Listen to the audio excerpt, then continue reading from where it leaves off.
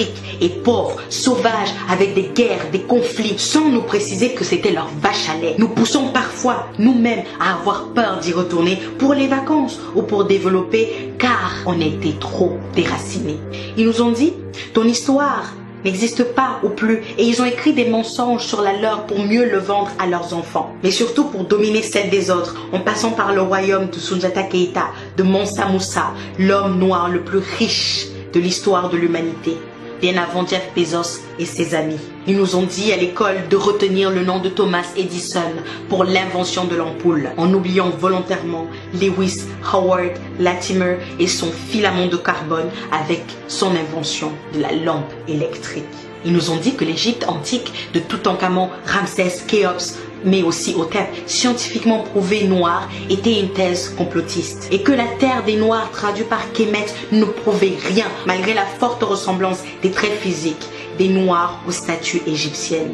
N'oublions pas les nez cassés. Et puis ils ont dit que Yoyot, Jean Yoyot, leur égyptologue de tous les temps, lui et lui seul détenait la vérité sur l'histoire de l'Égypte.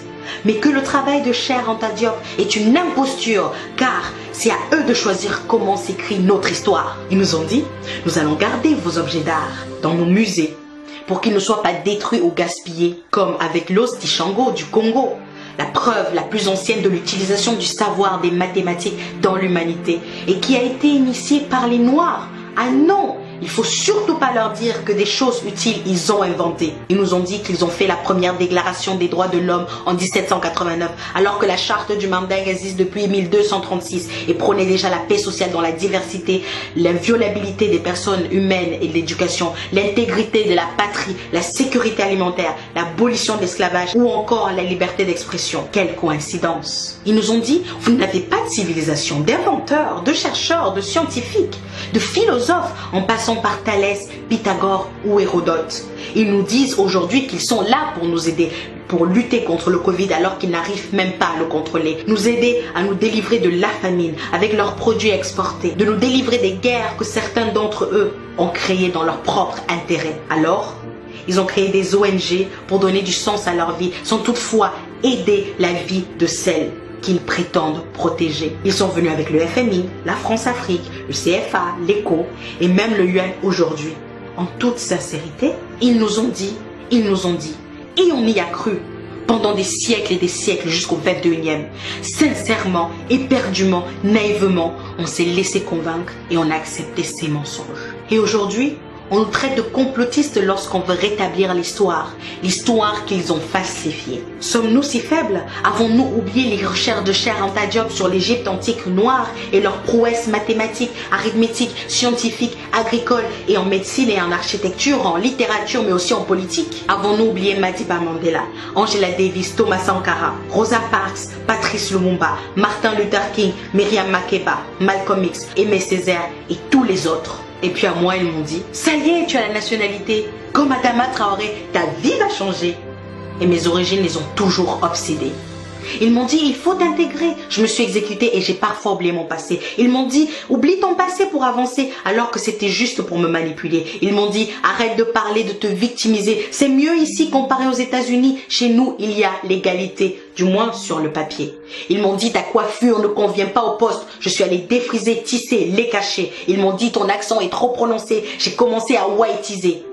Ils m'ont dit, ton nom n'est pas assez francisé. J'ai pensé à le changer. Non, je ne l'ai pas fait. Mon prénom l'avait déjà été. Ils m'ont dit, ta couleur est trop foncée. Mais comparé aux autres, ça va pour se moquer. Ils m'ont dit, il te faut un diplôme. Et je suis allée jusqu'en Chine pour étudier. Ils m'ont dit, il te faut de l'expérience. Et je suis allée travailler. Ils m'ont dit, il te faut du réseau, de la connexion. Je suis allée chercher. Et puis ils m'ont dit, je suis dans le regret de t'annoncer que nous ne ferons pas suite à ta candidature, car malgré tout l'intérêt que nous portons à ton profil, parfois trop qualifié, ce dernier a été refusé, sans même me dire désolé. Ils m'ont dit liberté, égalité, fraternité. J'ai voulu y croire parce que cela sonnait juste, mais quelle naïveté. Et enfin, ils nous ont dit beaucoup de mensonges, avec un petit mot d'accompagnement, rentrez chez vous.